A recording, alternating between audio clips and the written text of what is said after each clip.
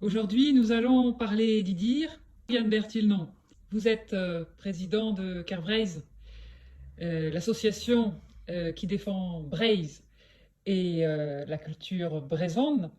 Idir, c'était la Kabylie. Vous l'avez rencontré, aujourd'hui il vient de nous quitter. Que pouvez-vous nous dire de lui? Ah ben, c'est une perte. C'est une perte pour le combat fédéraliste, le combat identitaire, car Idir était venu à Kervreis chanter en 2013 et il avait fait très bonne impression et nous avons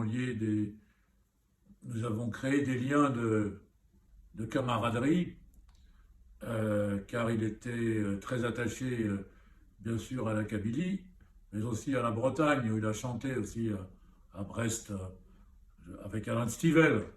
Il avait collaboré avec Alan Stivell, Dan Arbras, Gilles Servat, à partir des années 2000.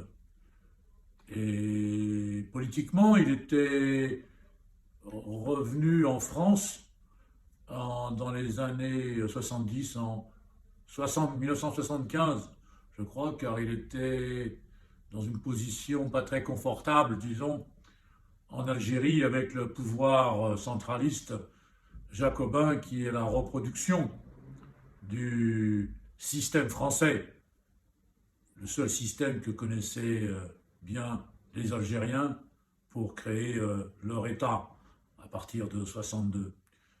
Et donc, Idir représentait très bien la, la Kabylie et le peuple kabyle dans ses différentes luttes pour vivre selon son identité en Algérie.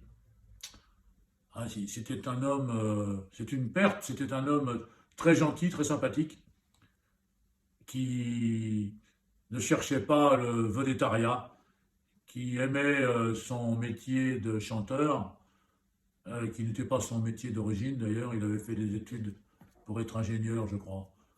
Mais il avait été élevé dans le monde traditionnel berbère en général et kabyle en particulier dans les montagnes du Djurdjura. Il s'appelait Hamid Chériet.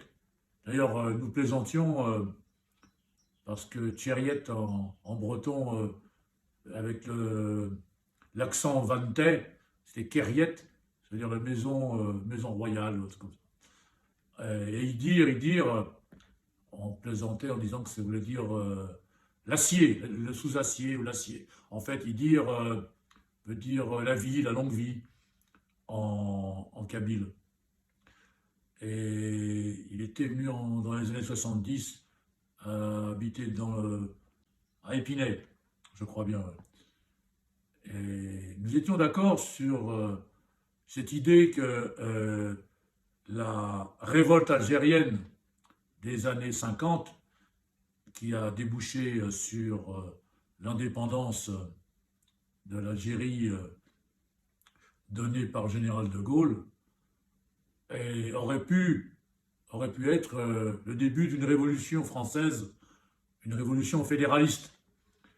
Grâce à l'Algérie, la France aurait pu, à partir de 1958, devenir une république fédérale française réenracinée et non pas victime du mondialisme uniformisant comme elle l'est maintenant, où les hommes ne sont plus vraiment des hommes puisqu'ils n'ont plus d'attache culturelle et qu'ils sont comme des animaux de partout et de nulle part dans le monde du libéralisme, de l'ultralibéralisme occidentalo-américain qui s'impose sur la planète entière en détruisant les peuples et leurs frontières, toutes leurs frontières idéologiques ou géographiques, éthiques en général.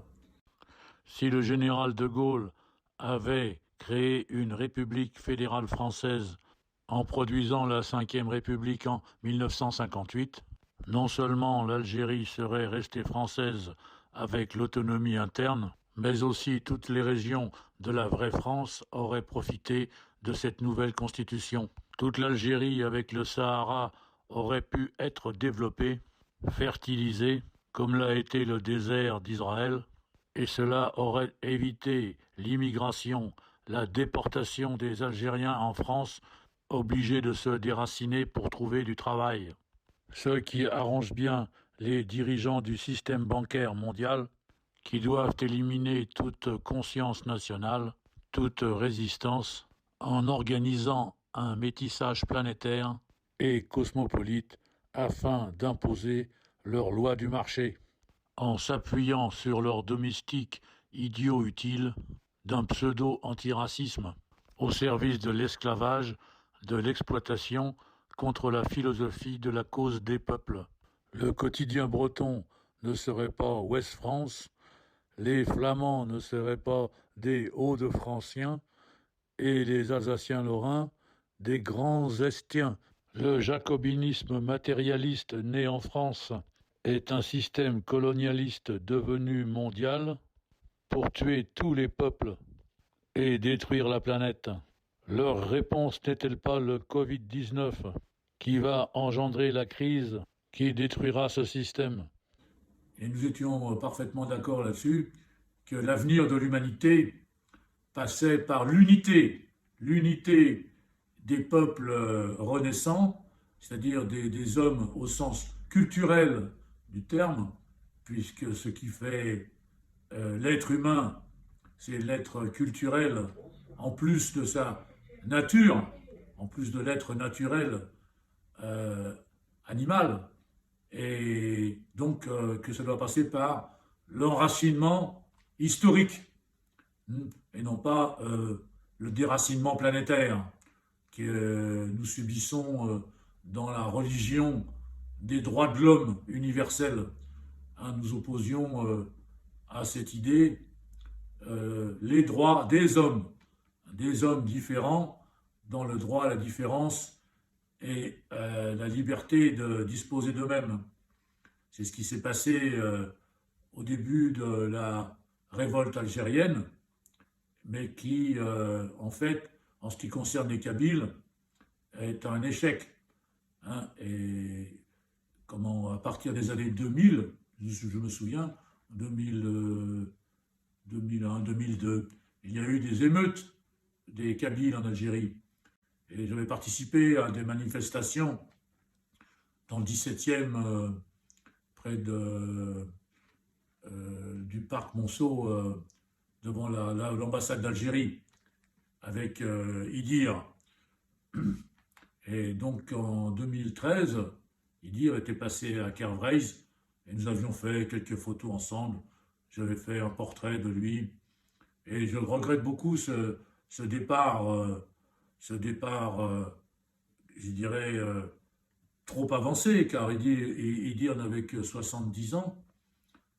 Et je pense qu'il a dû être affaibli, et on dit qu'il est parti d'un problème pulmonaire. Est-ce qu'il n'est pas parti à cause du coronavirus?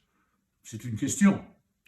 Hein, il aurait donc pu être victime de ce virus du mondialisme, car un virus ne voyage pas tout seul dans les courants d'air, dans le vent, sur Terre. Il se propage par les échanges des hommes sur la planète, hein, par les échanges commerciaux, par tous les modes de communication humains, dans l'ultralibéralisme qui nous envahit suite à l'individualisme destructeur des peuples, comme les peuples kabyles ou bretons. J'ai toujours été intéressé par la culture kabyle en général et l'œuvre de Idir en particulier, sans doute parce que ma grand-mère paternelle, Jeanne Cogny, était née à Tizi Ouzou en 1891 et s'était mariée avec mon grand-père Yves Tilnon en costume local en 1919 à Blida, à côté d'Alger. Oui, nous plaisantions, je lui disais que les Kabyles étaient les Bretons de l'Algérie et les Bretons, les Kabyles de la France, qu'on avait les mêmes problèmes.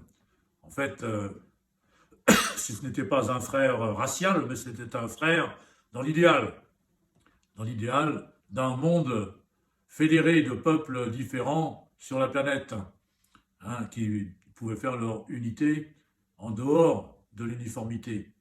Hein. Et je disais que, en fait, qu'on était peut-être quand même des frères biologiques, puisque, selon la légende, une légion romaine constituée de Bretons et de Gaulois, qu'on appelait la Loi, était restée dans le Dur-Jura, à la fin de l'Empire romain, qui avait donc beaucoup de Kabyles qui portaient des noms à consonance bretonne et qui avaient aussi une mentalité qu'on retrouve en Bretagne, traditionnelle. C'est-à-dire que chez les peuples à vocation orale, qui n'écrivaient pas beaucoup, ne sachant pas lire et écrire jusqu'à une période récente, la parole était sacrée. Hein, et les histoires qu'on se racontait dans les campagnes de Bretagne ou dans les montagnes de Kabylie, les longues soirées d'hiver au coin du feu, servaient de culture traditionnelle, populaire. Et lui avait été formé comme ça, me disait-il, avec sa famille, euh, qui était une famille de poètes, hein, de conteurs traditionnels dans son village. Hein.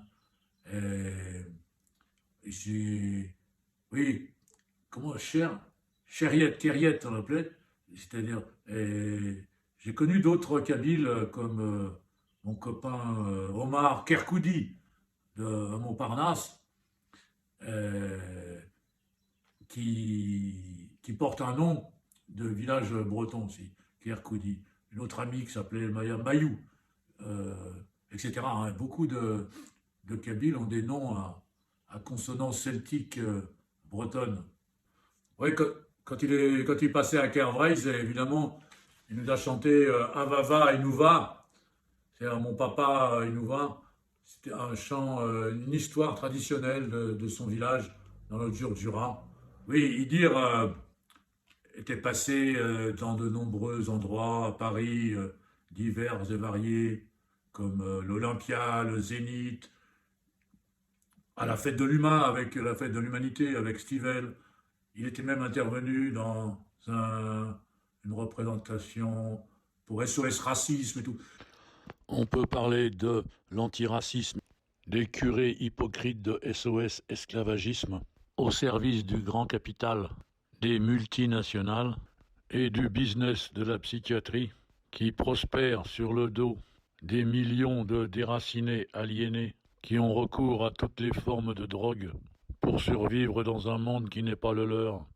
Idir faisait partie de ces artistes qui guérissent spontanément les malades du déracinement en réactivant, comme l'explique l'ethnopsychiatre Toby Nathan, la fierté de leur appartenance à une communauté culturelle spécifique où ils retrouvent leur identité historique authentique. Cela est très bien expliqué par le Centre d'ethnopsychiatrie Georges Devereux à Paris. Et nous étions d'accord qu'en fait, nous vivons depuis une trentaine d'années avec les idiots utiles et souvent des abrutis d'un faux humanisme planétaire qui rend bien service à tout le système bancaire international qui est en train pour des raisons de marché mondial qu'on appelle le mondialisme ou le globalisme, en fait peu importe l'isme, mais le résultat est là, c'est que la dictature de la monnaie sur la planète est en train de tuer l'humanité des cultures, ce qui fait l'humanité d'ailleurs c'est un pléonasme, s'il n'y a pas d'humanité sans culture, il n'y a qu'une animalité, sinon naturelle, et que la réponse, je dirais qu'aujourd'hui, la réponse du Covid-19, hein, c'est la conséquence directe de ce processus génocidaire de l'humanité actuelle. Alors quand certains combattent à la fois pour la cause et contre ses effets, hein, je ne sais pas comment on peut appeler ça, si c'est un oxymore ou une débilité mentale. Enfin, l'histoire jugera peut-être dans quelques mois ou quelques années avec un nouveau procès de Nuremberg. Idir était d'accord avec nous pour la création d'une nouvelle civilisation mondiale des peuples, des identités, et non pas de la civilisation marchande, capitaliste, qui nous détruit comme elle a détruit la Chine traditionnelle, qui est aujourd'hui intégrée dans le monde financier occidentalo-américain, comme toute la planète, est responsable de la destruction actuelle, la décadence. Et le fédéralisme que défendait Idir comme nous-mêmes, c'est la nouvelle civilisation de la Renaissance.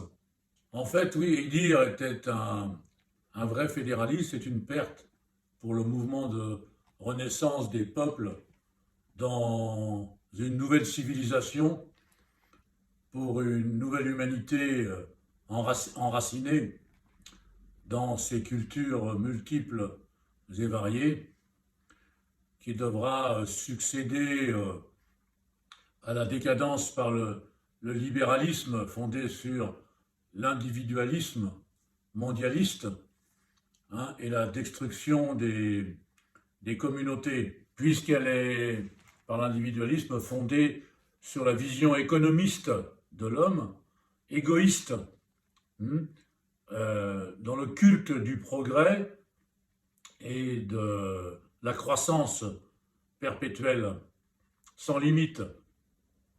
On arrive à la fin de ce système, puisque les ressources de la planète sont limitées.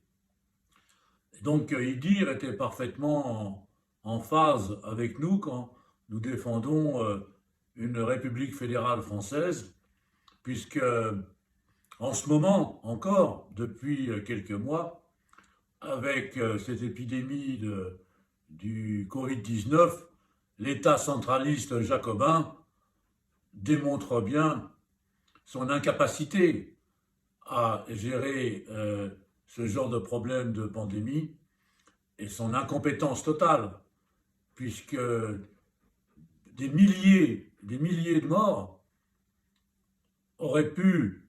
des milliers de personnes auraient pu être sauvées grâce au traitement du professeur Raoult par la chloroquine et son antibiotique, mais la lourdeur bureaucratique du système centraliste jacobin a empêché les médecins d'utiliser ce remède efficace, sans être capables d'en proposer un autre.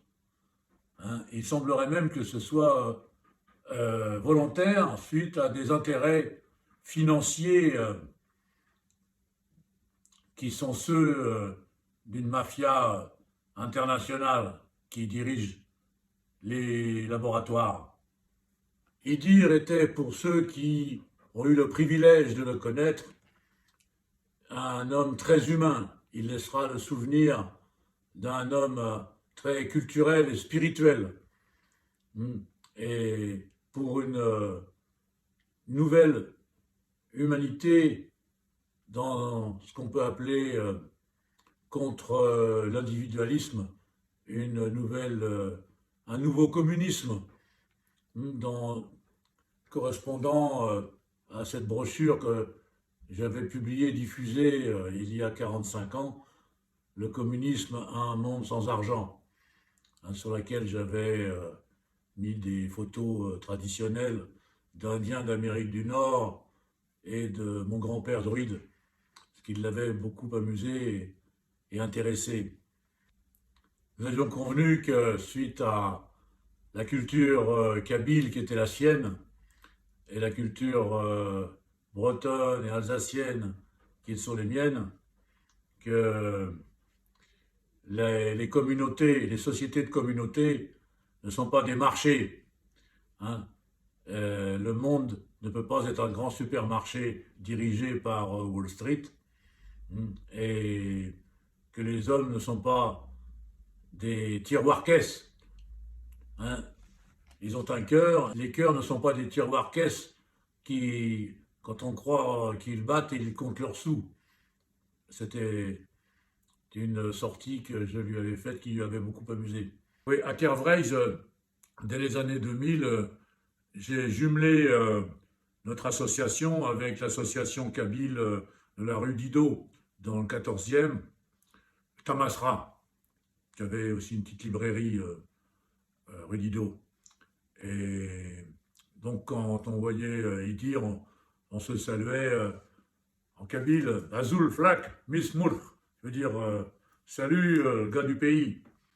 Quand il était passé en janvier 2013, on se disait Asquoz Amguez, Blove Smart, bonne année.